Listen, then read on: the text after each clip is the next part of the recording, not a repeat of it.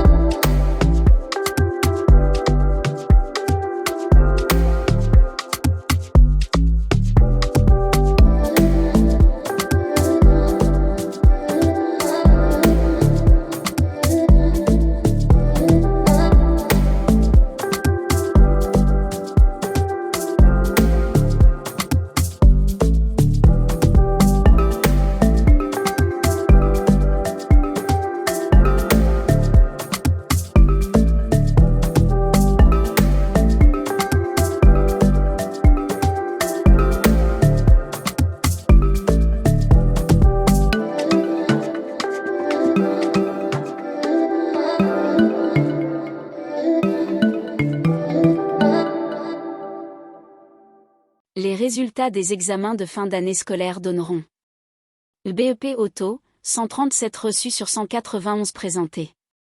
Le BEP Électronique, 72 reçus sur 137 présentés. Électromécanique, 90 reçus sur 90 présentés. Mécanicien monteur, 22 reçus sur 22 présentés. Comptable, 29 reçus sur 49 présentés.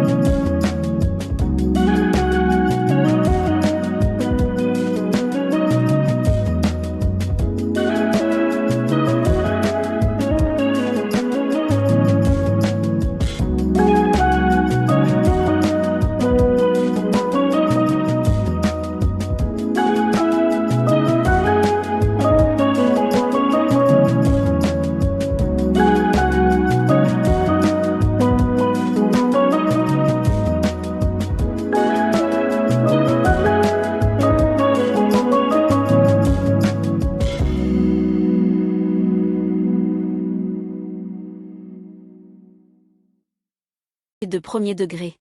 Auto-engin blindé, 180 reçus sur 181 présentés. APC 24 reçus sur 24 présentés. AGC 29 reçus sur 30 présentés. AEG 55 reçus sur 58 présentés. Comptable, 40 reçus sur 40 présentés. Électronique générale 118 reçus sur 130 présentés.